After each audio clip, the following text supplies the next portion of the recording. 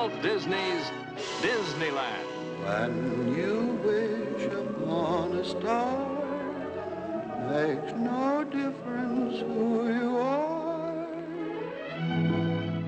Each week as you enter this timeless land, one of these many worlds will open to you.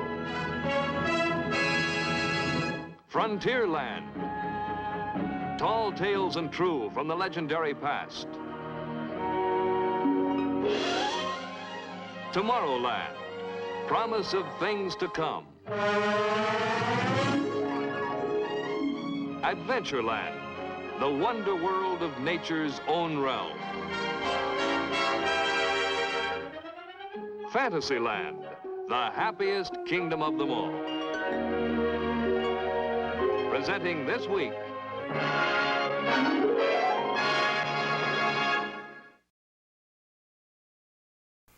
Here to introduce you to this new series is Walt Disney.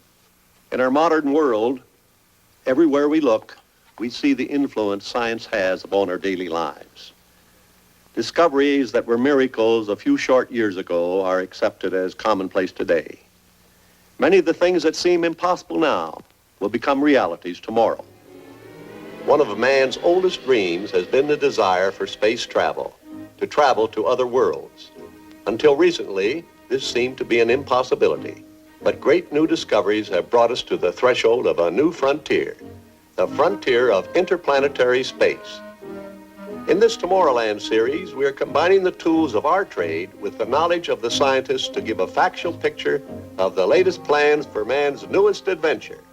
Here's Director Ward Kimball to tell you about it. In working with engineers and scientists, we have found that there are many different opinions as to how we will eventually cross the space frontier. However, there's one point all of them seem to agree upon, and that is whether we use chemical fuels or atomic energy, it will be a rocket-powered ship that will finally take man into space. So, to set the stage for the part the rocket will play in the coming conquest of space, our artists have searched back through history and traced the rocket and various space travel ideas from their earliest beginnings. The first thing we found out was that the rocket is not such a modern invention after all. In fact, its history began way back in the 13th century. It was in China, to be exact, at the Battle of Kai Feng Fu.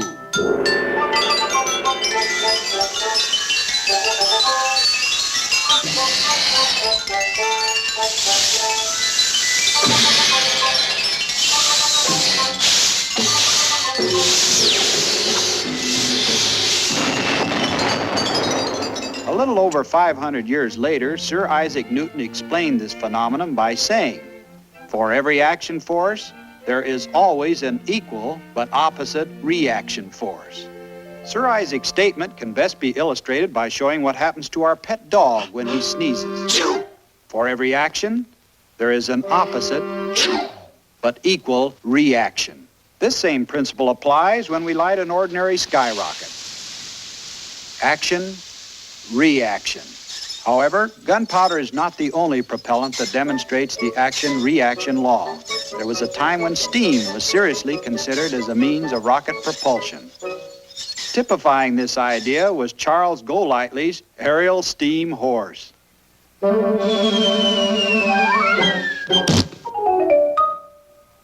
Early inventors soon realized that steam rockets would be too heavy to fly, so they returned to designs utilizing gunpowder.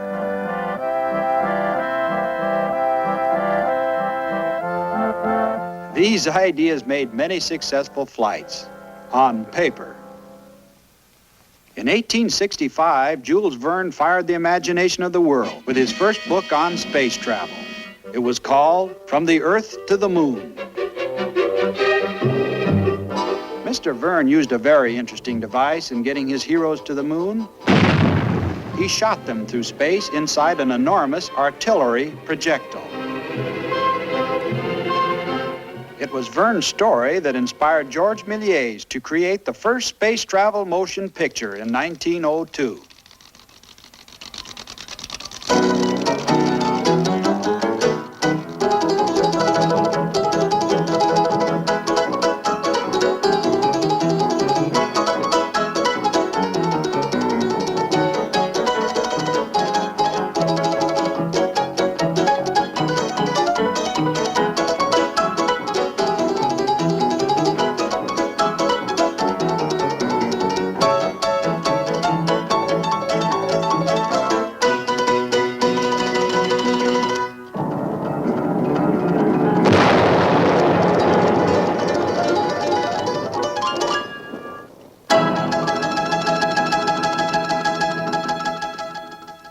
first man to associate space travel with the use of rocket power was Hermann Gansfind. His idea was to have the rocket pull the ship instead of push it.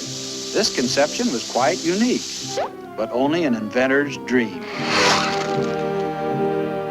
However, a few decades later, a real milestone in rocket history was passed when the American professor Robert H. Goddard introduced a liquid fuel rocket, which used gasoline and liquid oxygen instead of gunpowder.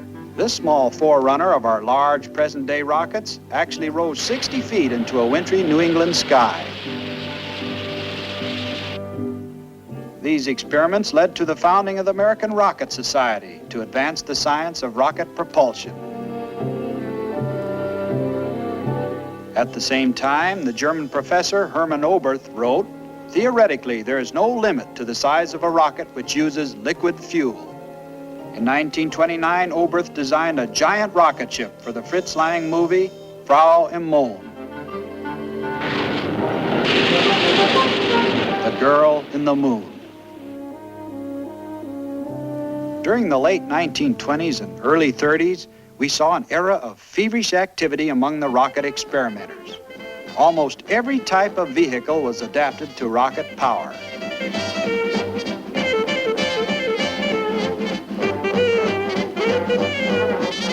Here is the first successful flight of a rocket-powered airplane.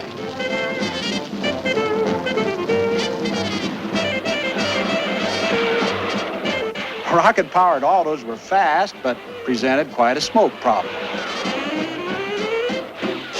There were railroad rockets and nautical rockets.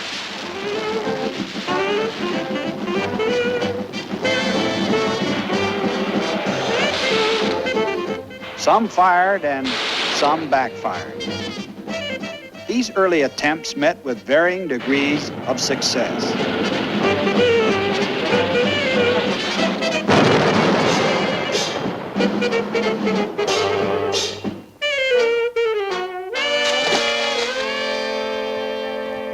Meanwhile, in Germany, a group of serious-minded engineers founded a new society for space travel and succeeded in building rockets which finally reached an altitude of 1/2 mile.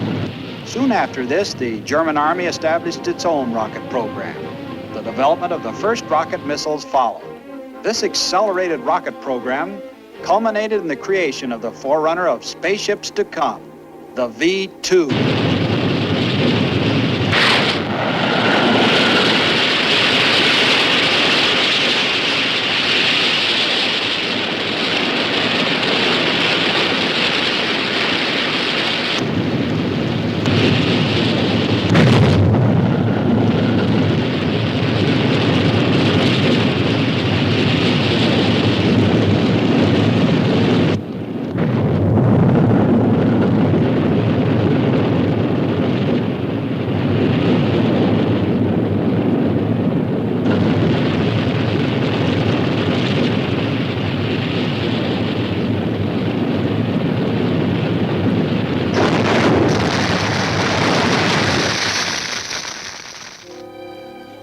Even though there were a few mishaps, the V-2 emerged at the end of the Second World War as the most successful rocket yet devised by man.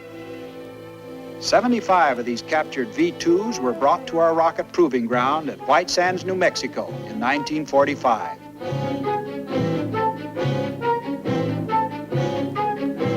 Here, exhaustive studies and test firings were made to aid us in mapping our own newly created rocket program.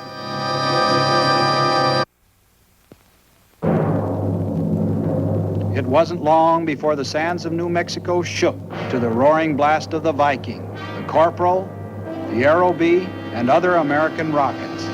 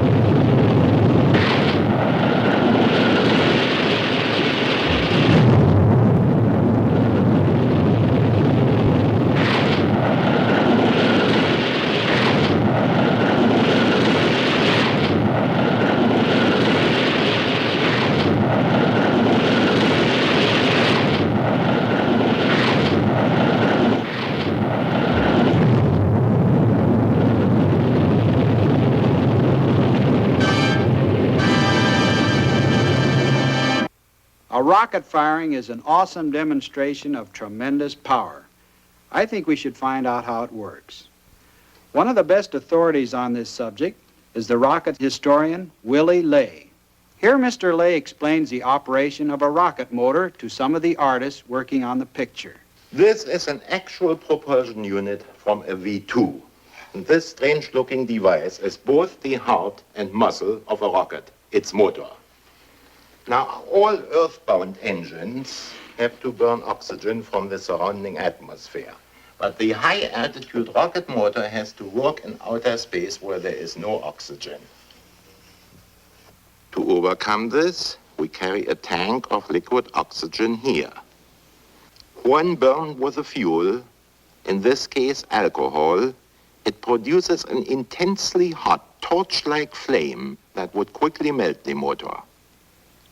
However, we cool the motor by first circulating the alcohol fuel around it, until this fuel finally reaches the point where it is sprayed, along with the oxygen, into the combustion chamber. When this steady flow of alcohol and oxygen is ignited, it produces a continuous explosion which blasts the rocket away in the opposite direction. Here again we have action and reaction. If this motor is placed in a streamlined hull with suitable controls, it can reach a high altitude in a very short time. The V2 rocket motor only operates 65 seconds to a height of 20 miles. But then the V2 has gathered so much speed that it will coast upward to an altitude of 114 miles before gravity begins to pull it back to Earth. Notice that the rocket does not nose over in the thin upper air, but it falls tail first until it re-enters the denser atmosphere where the air, acting on the tail fins, turns the rocket nose down. Early in 1949, space history was made when the payload in the nose of a V2 was a small rocket called the Ward Kimball.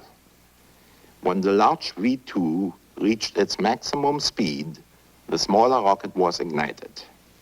This additional boost in speed enabled the Ward Kimball to set a new high-altitude record of 250 miles.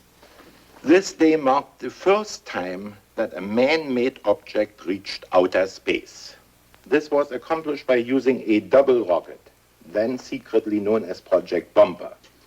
However, we refer to it as a two-step or two-stage rocket. Is it possible to build a three-stage rocket?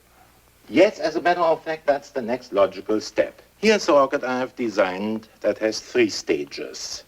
It would stand about 70 feet high or a little taller than the old V2. Here you can see the 3 sections, each one having its own rocket motor. If somebody will please make a sketch for me, perhaps I can explain how it will work. Good. Here we show our rocket in its launching position. The first great blast starts to lift it. And after gaining initial speed, the first section is cast off at 20 miles up. At 45 miles, the second stage is released. The third stage now fires until it reaches an altitude of 70 miles. At this point, our rocket has now attained a tremendous speed and the motor shuts off. Its forward momentum would carry it straight out into space if it were not for the Earth's gravity. This downward pull of gravity bends the upward course of the rocket into a curved path. And if the rocket's speed going away from the Earth creates enough centrifugal force to balance this pull of gravity, our rocket will continue coasting in its curved path around the Earth indefinitely. Mr. Ley, is there another way we can illustrate this? Yes, let's explain it this way. If the rocket were to move at a slower speed, the pull of gravity would soon overcome the rocket's momentum and it would return to Earth here. If we add a little more speed, the path of the rocket becomes longer and it goes farther before it returns to Earth here. So if we have our rocket go fast enough, it will eventually follow a curve which matches the curvature of the Earth and will not fall back. We might say that the rocket falls around the Earth as long as it maintains sufficient speed. But how does it maintain this speed with the motor shut off? Remember, our rocket is traveling above the atmosphere in space, where there is no air friction to slow it down. How fast does it have to go to stay up there? Now that depends on how high we want the rocket to be as it circles the Earth. Let's use the altitude of 1,075 miles. Because at this height, the rocket will have to go nearly 16,000 miles per hour and will make a complete trip around the world every 2 hours. A few adjustments in its course will be necessary, but this can be accomplished from the ground by remote control, after which the rocket will continue to coast freely in space forever. In other words, the rocket will stay up there just like the moon. Yes, it will circle the globe as a man-made satellite. What is the purpose of having this satellite up there?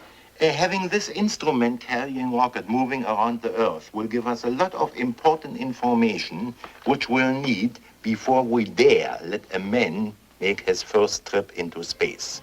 To run the scientific apparatus contained in the satellite, a mirror will focus the intense rays of the sun onto a silicon battery, converting solar energy into electricity. There will be a television camera to give pictures of the Earth as it appears from 1,075 miles up. We will collect very important data on the effects of the mysterious cosmic rays. Even hits by meteorites the size of a grain of sand will be recorded. Every 2 hours, when the rocket moves over the North Pole, its radio will transmit a stream of data to a receiving station below. This will be the first outpost in man's conquest of space.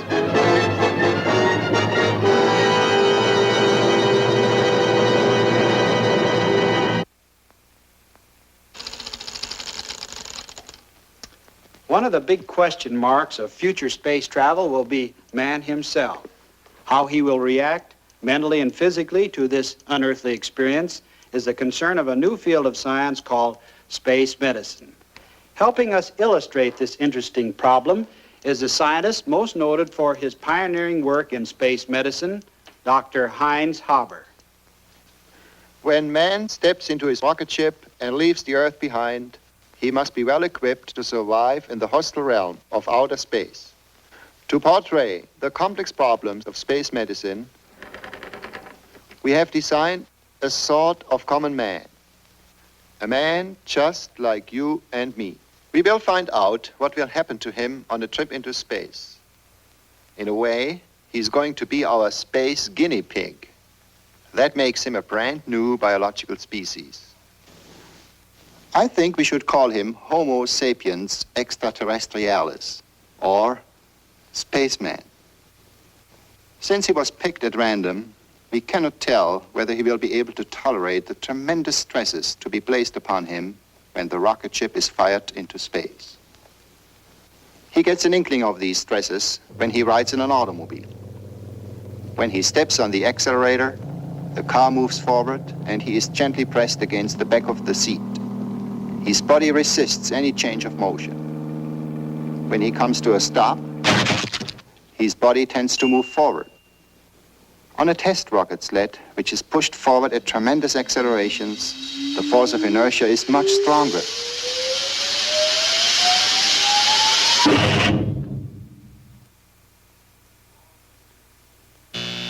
We are all familiar with centrifugal force. We duplicate this force in the laboratory by using human centrifuges. These machines artificially create on man the crushing pressure he will have to endure in a rocket takeoff from Earth.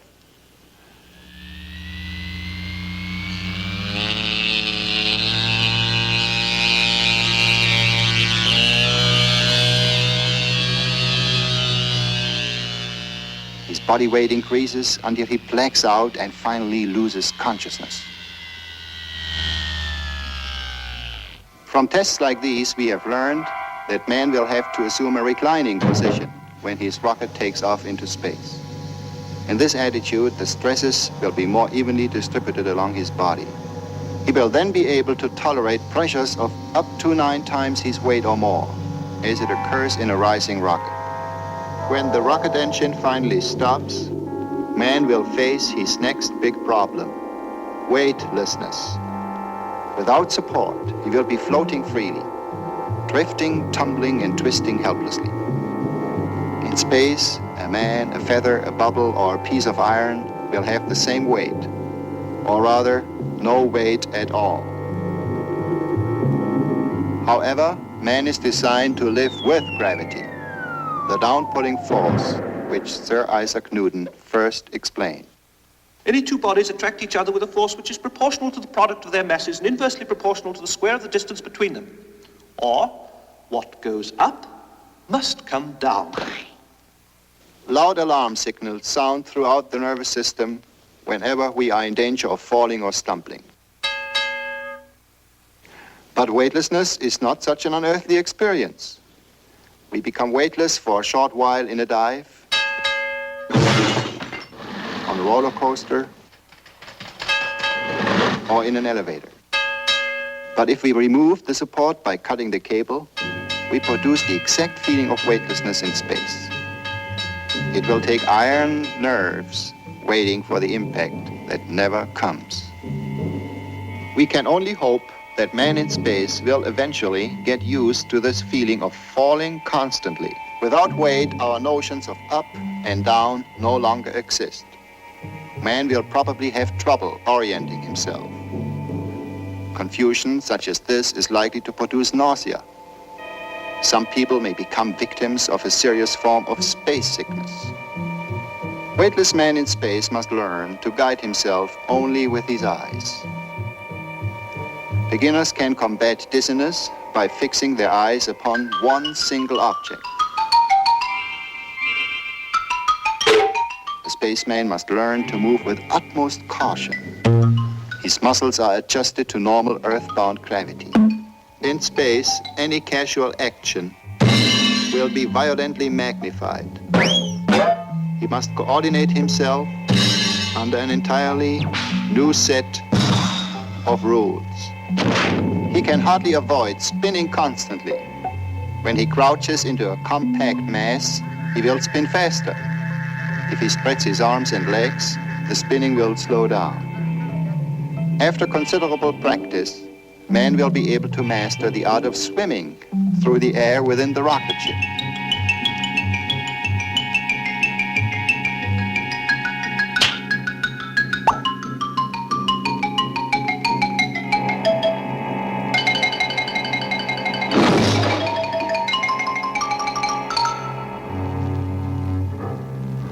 For the beginner, a web of ropes might be provided. He must learn that slow, relaxed, careful movements are essential. After his first few encounters with the problems of weightlessness, he will no doubt try to normalize his life.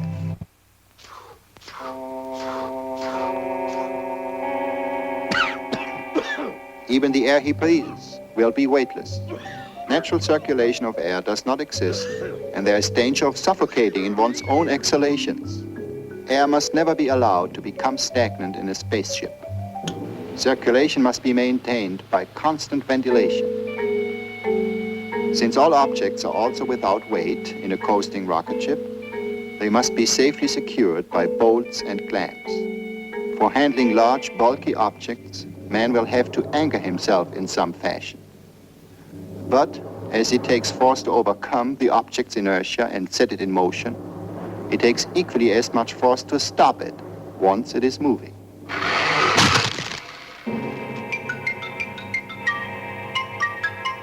On Earth, we are not exposed to dangers from space owing to the protective layer of our atmosphere. But up there, even the hull of the ship would not shield man against the possible hazards of the mysterious cosmic rays. these tiny bullets from the infinity of space will continually penetrate everything. They may prove to be harmful to man. The most energetic of these atomic rays might feel like stings as they shoot through the body. However, there are other bullets in space that may be of still greater concern. Meteorites. These marauders of space travel at speeds up to 150,000 miles per hour. But if one should puncture the walls of the ship, our air supply would rapidly escape through the opening into the vacuum of outer space. Without protection, man could last not more than 15 seconds before losing consciousness. Also, in the intense radiation of the sun, he would soon broil on the one side and freeze on the other. In the void of space, he will have to wear a space suit. This specially designed outfit must be a flexible, airtight unit carrying sufficient oxygen. Featuring built-in all-purpose equipment, it will afford protection and maneuverability outside the ship. Propulsion will be by means of a small portable rocket unit. With proper manipulation of this jet device, even the most subtle movements can be made.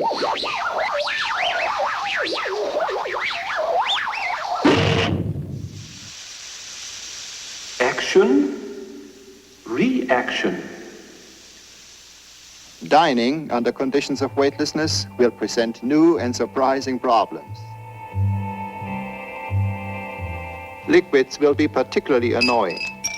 They will not pour.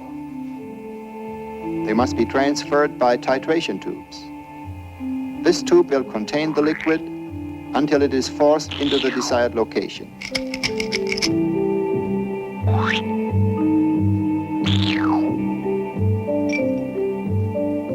Unless liquids are kept in leak-proof containers, they will escape and float in ball shapes around the cabin, finally coating all surfaces with a wet film.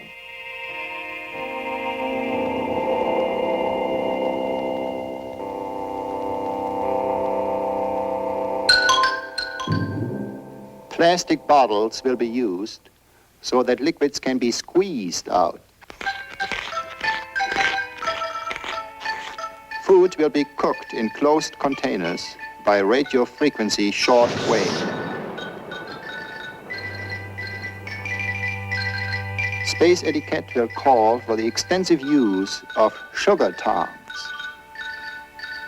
Man can overindulge in space, but he will never be overweight. To relieve the inevitable tensions of space travel, we must provide suitable recreation. A game of three-dimensional pool could be particularly relaxing.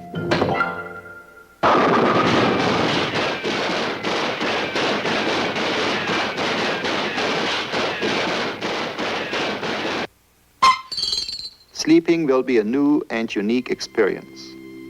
A space traveler will not need a pillow or mattress. His bed will consist of a net enclosure to prevent drifting in his sleep. How will man's subconscious mind react to his first experiences with space travel? Will he not suddenly be aware of his precarious situation, trapped in a tiny metal box, floating through the incomprehensible nothingness of space? We do not know.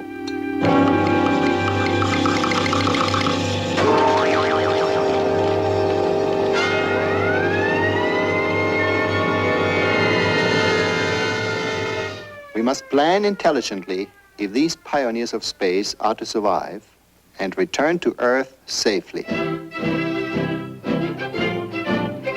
The conquest of space will depend to a great degree on the research and findings of this important new field of science, space medicine.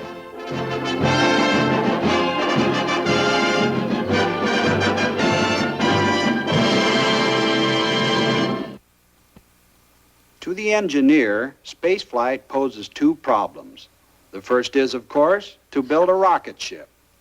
The second, and no less important, is to prepare and train the men who are to fly the future rocket ships and to provide suitable working conditions that will enable them to survive in space.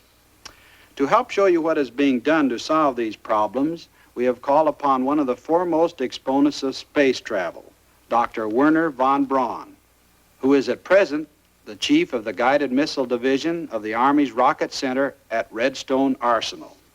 He was also overall director of the development of the original V-2 rocket. The training methods for future space flight and the special equipment needed for survival are much like those of present high-altitude flying. And the experiments we are making today are helping us to solve the more complex problems to come. Take the present-day pressurized flying suit, for example.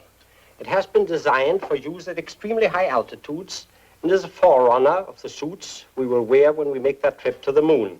To give you an idea of how engineers and medical men are working hand in hand, here are a few examples of the research that's being conducted at this time.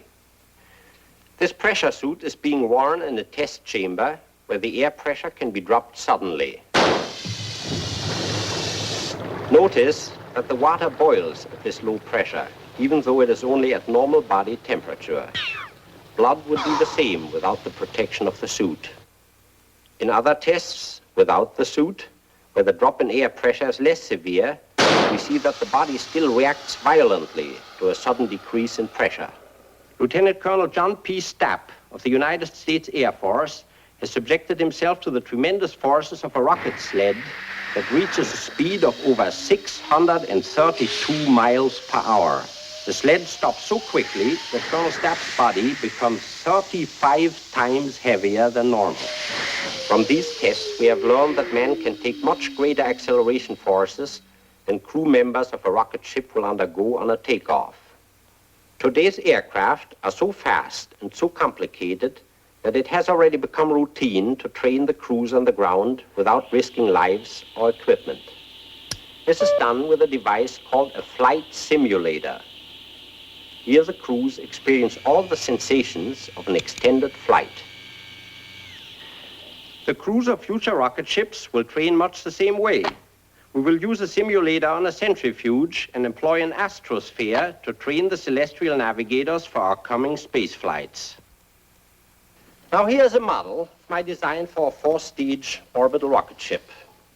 Compared to the unmanned instrument rocket, it is quite large, but the overall size and weight of the rocket is mainly determined by the 11 tons weight of this top section. This weight dictates the amount of fuel and the numbers of motors needed to produce enough power to equalize the gravitational pull of the Earth. The payload in the top section will consist of 10 crew members plus equipment.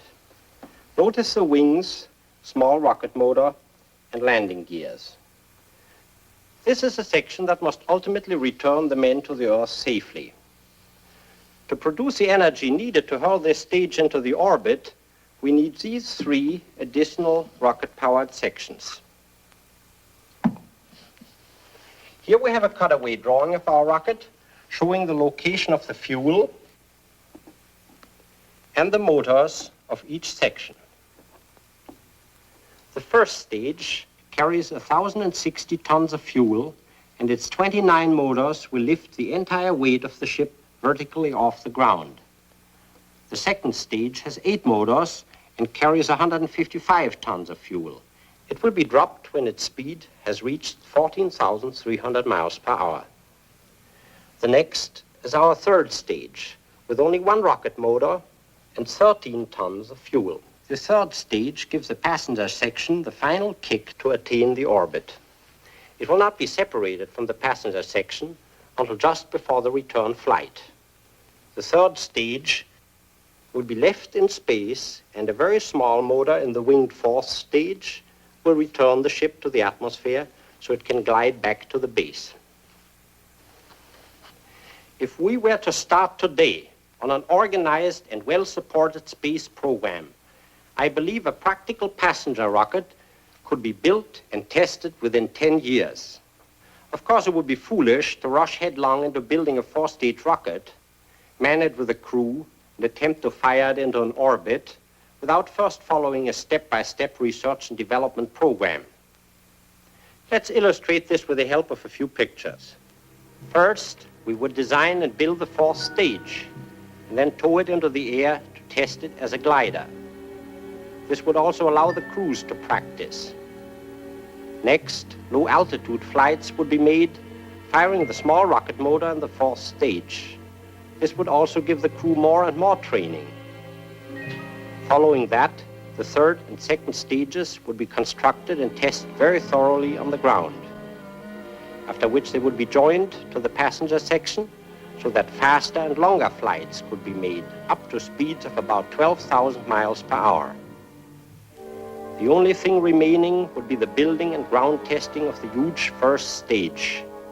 Then there would be no more test flights.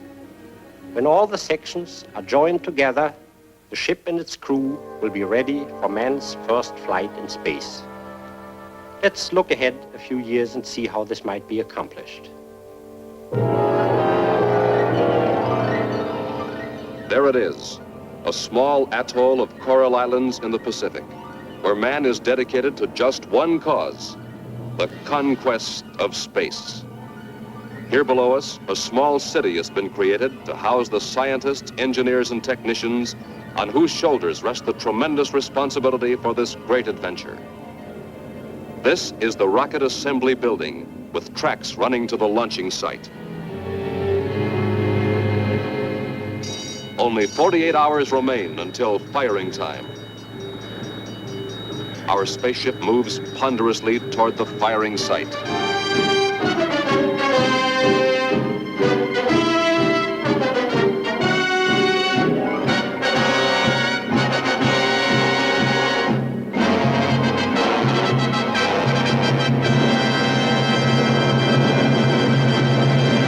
After the ship is securely anchored over the blast tunnel, the elevator's spar is raised into place for the final pre-flight check and fueling.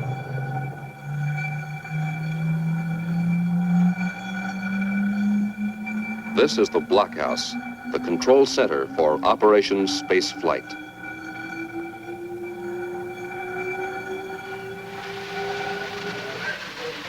Here, the oscilloscopes, radar scopes, computers, and tracking devices are the brain and nervous system for the rocket.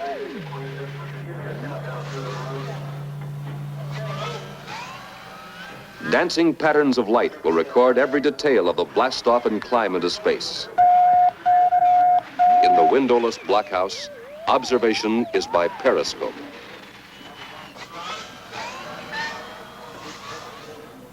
Through a system of worldwide radar stations, electronic eyes will always be focused on the rocket as it orbits around the globe every 2 hours. The tracking radars report ready and are standing by.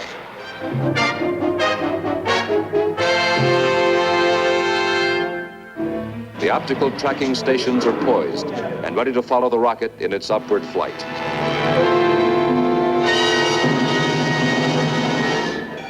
As 0 hour approaches, the painstaking work of the checkout crew continues. The ship and every piece of its equipment is being checked and rechecked. Blockhouse, can you hear me? Will you give me that stage 2 separation signal again? Okay now, over.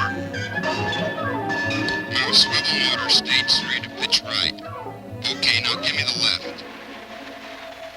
Attention all personnel. It is now X minus 2 hours. Fueling crew, take your stations. Safety area will be cleared by all personnel. In the pits, the required quantity of fuel is preset. The pumps will deliver 1,230 tons of hydrazine and red fuming nitric acid into the tanks of the waiting rocket. It is now X minus 20 minutes. Flight crew, report aboard rocket. Flight crew, report aboard rocket.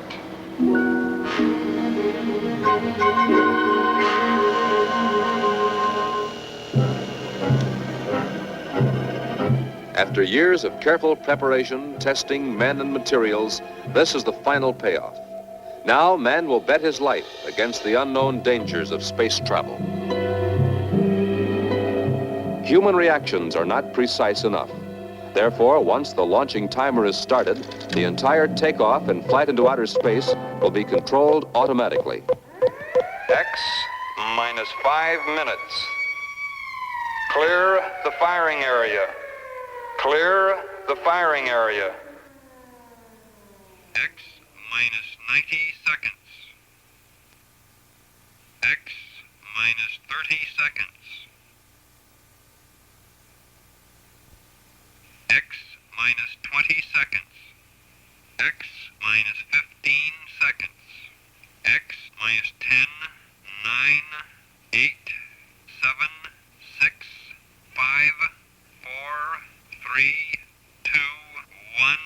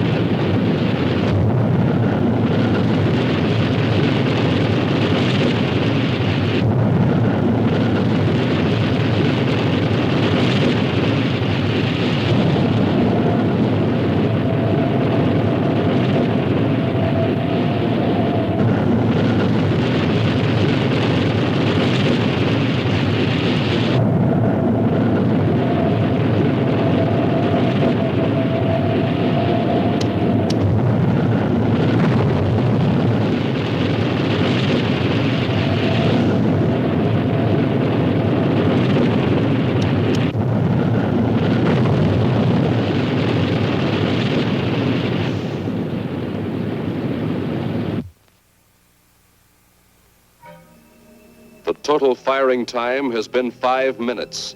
The ship will now coast for 51 minutes before the adaptation maneuver begins. At over 60 miles above the Earth, the crew members experience the sensation of weightlessness for the first time. Blockhouse to XR1. Your cutoff altitude is 63.9 miles. Distance from launching pad, 705 miles. Velocity, 18,467 miles per hour. Angle of elevation, 4 minutes of arc. Plane of your ellipse of ascent, incline, 66 degrees, 32 minutes, 2 seconds to plane of equator. Out. 51 minutes later and halfway around the world, the rocket is coasted to its maximum altitude of 1,075 miles. Its speed has diminished to 14,770 miles per hour. The navigator must now take a bearing on 2 fixed stars. He will line up the ship for the adaptation maneuver, which will drive it into a circular orbit around the Earth. Electronic controls will fire the rocket motor at the exact second the ship reaches the proper position. The ship and crew are now coasting freely and silently through space. Here, man is no longer earthbound. From his new vantage point of over 1,000 miles high, he sees the Earth as a vast rolling sphere, upon which the oceans and continents are reduced to simple patterns of light and dark. Great cloud formations will appear as small patches of snow. Evidence of man's existence is almost invisible. Large cities can be seen only with the aid of powerful optical equipment. Meteorologists will make studies for long-range weather forecasting. The science of astrophysics will welcome the clear views of our moon and planets, unhampered by atmospheric disturbances.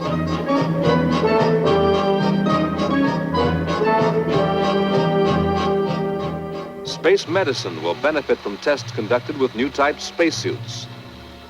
Air Force Keflavik Iceland calling XR1. We have you in radar contact at 107 miles due south this station at 29. Estimate you at Prestwick Station, Delta at 37. Tests and observations by the crew will lay the groundwork for the future construction of a space station and will add to our knowledge of many sciences.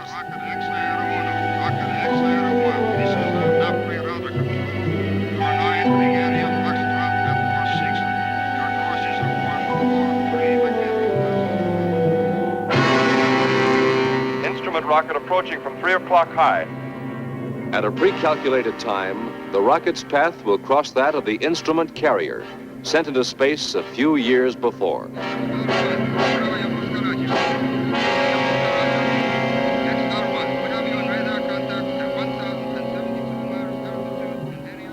22 hours after takeoff, our spaceship has made 11 revolutions around the world. It is now time to make the return trip. The engineer releases the third stage. It'll be left circling in space. All tests are now concluded. The navigator checks the ship's position for return firing. 1 minute to go. The automatic firing timer is set. The ship is lined up so the blast of the motor will be against its forward motion. This will slow the rocket's speed and cause it to begin its long glide back to Earth. The ship is now moving 1,000 miles per hour slower.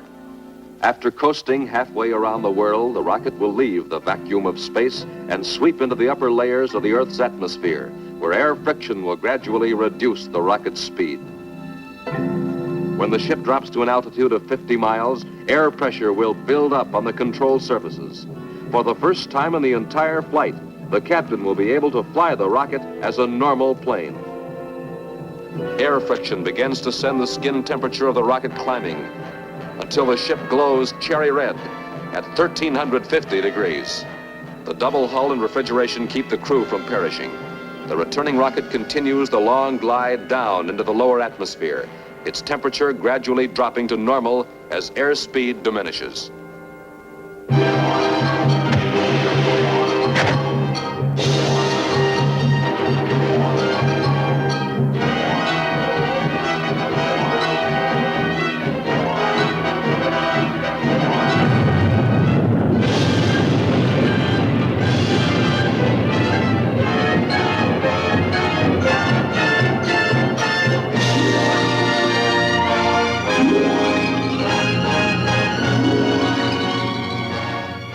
Mission completed. Man has taken his first great stride forward in the conquest of space. His next goal will be the exploration of the moon, then the planets, and the infinite universe beyond.